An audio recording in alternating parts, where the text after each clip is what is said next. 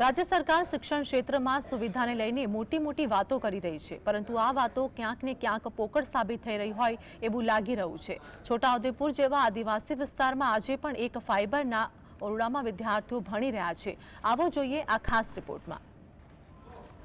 आ छे नसवाडी तालुकाना पायाकोई गामनी प्राथमिक शाळा के जे फाइबरना ओरडामां चाले छे। आ शाळा એટલી ભંગાર હાલતમાં છે કે બાળકોને અહીં ભણવાનું મન પણ ન થાય। ધોરણ 1 થી 5 સુધીની આ શાળામાં કુલ 12 બાળકોની સંખ્યા રજીસ્ટર થયેલી છે, જ્યારે તેમને ભણાવવા માટે 2 શિક્ષકો મૂકવામાં આવ્યા છે। આ શાળાનું નિર્માણ 2002માં ફાઇબરના ઓરડામાં થયું, ત્યારથી આ શાળા તે જ સ્થિતિમાં યથાવત છે। અહીં જ્યારે પ્રવેશ કર્યો ત્યારે ઓરડામાં ठेर ठेर भांगेली अने तूटेली वस्तुओं जोवा मळे छे। ચોમાસામાં આ ઓરડામાં પાણીનો ધોધ વહે છે, તેમજ ઓરડામાં ઇલેક્ટ્રિકના વાયરો આમ તેમ છૂટા પડેલા છે, જેના કારણે બાળકોને ઓરડામાં બેસાડી શકાય તેમ નથી। આથી શિક્ષકો બધા બાળકોને એક જ ઓરડામાં બેસાડી અભ્યાસ કરાવે છે। આ ઓરડા આપણે 2002ની સાલના બનાવેલા છે। સિન્ટેક્સ ઓરડા આવેલા છે, જે ભૂકંપની અસરગ્રસ્ત વખતે આ ઓરડા મંજૂર થયેલા છે વખતે, અને આપણે આ ઓરડા માટેની દરખાસ્ત કરેલી છે અને દરખાસ્ત મંજૂર થઈને આવેલા છે। ચોમાસામાં અમુક જગ્યાએ પાણી પડે છે અંદર, પણ એમ છતાં પણ એની સગવડ આપણે કરેલી છે। બાળકોને વ્યવસ્થિત જગ્યાએ બેસાડીએ છીએ આપણે।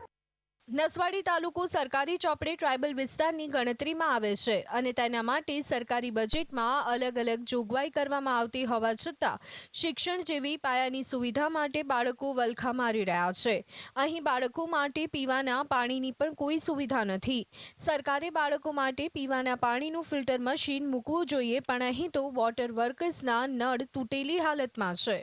બે ઓરડા થઈ જાય અને એક ઓરડામાં બાળકો કઈ રીતે બેસે, અને કારણ કે જજડી થઈ ગયેલું છે, જેથી કરીને વરસાદ પડે એટલો પાણી નીચે આવે જ છે।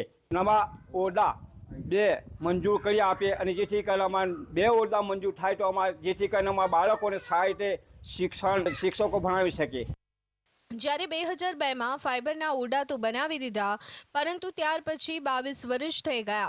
કોઈપણ નેતાએ કે સરકારી બાબુએ પાકી શાળા બનાવવા માટે તસદીજ ન લીધી। સરકાર શાળાઓમાં સૌ ભણે અને સૌ આગળ વધેનું સૂત્ર તો ચિપકાવી દે છે, પરંતુ સવાલ એ છે કે આવી શાળામાં કઈ રીતે ભણશે બાળક અને કઈ રીતે આગળ વધશે બાળક। રફીક દાણીવાલા, GSTV, છોટાઉદેપુર। आदिवासी विस्तार में फिल्टरवाळुं बाळकोने पाणी मळे ते माटे सरकारे सुविधा प्राथमिक शाळाओं ऊभी करवानी होय छे, परंतु ते पण ऊभी करवामां आवती नथी। हाल तो आदिवासी विस्तार में आवी रीतना प्राथमिक शाळाओं बाळको शिक्षण मेळवी रह्या छे।